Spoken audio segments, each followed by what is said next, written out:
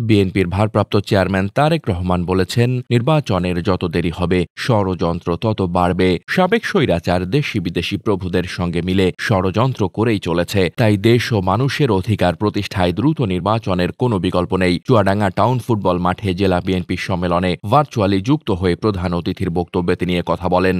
নির্বাচিত জনপ্রতিনিধিদের মাধ্যমেই কেবল সংস্কার বাস্তবায়ন সম্ভব মন্তব্য করে তারেক রহমান বলেন, বর্তমান সরকার যে সংস্কারের কথা বলছে তা বিএনপিও চায়। বিএনপি প্রথমে ৩১ দফার ভিত্তিতে রাষ্ট্র সংস্কারের প্রস্তাব দিয়েছিল। সংস্কার একটি চলমান প্রক্রিয়া। অন্তর্বর্তী সরকারের গৃহীত সংস্কারগুলো টেকসই করতে নির্বাচনী জনপ্রতিনিধিদের প্রয়োজন। সংসদে বসেই জনগণের দ্বারা নির্বাচিত জনপ্রতিনিধিরা জনগণের প্রত্যাশা পূরণে কাজ করবেন।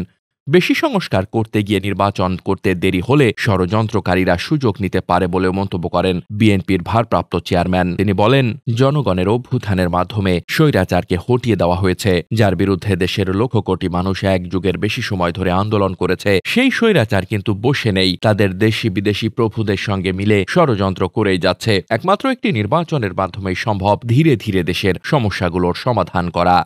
বর্তমান অন্তর্বর্তী সরকার নিরপেক্ষ নির্বাচন দিতে সক্ষম উল্লেখ করে তারেক রহমান বলেন, নিরপেক্ষ নির্বাচনে প্রকৃত ব্যক্তিরা নির্বাচিত হয়ে আসতে পারবেন, যারা সত্যিকার অর্থেই জনগণের কথা বলবেন, জনগণের স্বার্থ নিয়ে চিন্তা করবেন, প্রতিটি সেক্টরের সমস্যার সমাধানের বিষয়ে চিন্তা করবেন। একটি প্রকৃত নির্বাচনের মাধ্যমে যদি প্রকৃত জনপ্রতিনিধিরা নির্বাচিত হন, তাহলেই একমাত্র সম্ভব।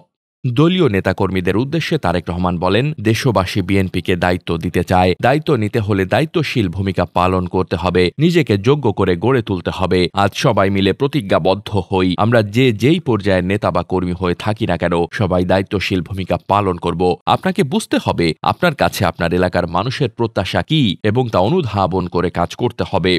এর আগে সম্মেলনের উদ্বোধন করেন বিএনপির মহাসচিব মির্জা ফখরুল ইসলাম আলমগীর। জেলা বিএনপির আহ্বায়ক মাহমুদ হাসান খান বাবুর সভাপতিত্বে সম্মেলনে আরও বক্তব্য দেন দলের ভাইস চেয়ারম্যান শামসুজ্জামান দুদু ও নিতাই রায় চৌধুরী, ভারপ্রাপ্ত সাংগঠনিক সম্পাদক অনিন্দ ইসলাম, সহ সাংগঠনিক সম্পাদক জয়ন্ত কুমার কুণ্ডু, জাতীয় নির্বাহী কমিটির সদস্য আজিজুল বারী হেলাল, চুয়াডাঙ্গা জেলা বিএনপির সদস্য সচিব শরীফুজ্জামান, মেহেরপুর জেলা বিএনপির সভাপতি মাসুদ তরুণ ও সাধারণ সম্পাদক আমজাদ হোসেন, কুষ্টিয়া জেলা বিএনপির সভাপতি সৈয়দ মেহেদি আহমেদ রুমি প্রমুখ।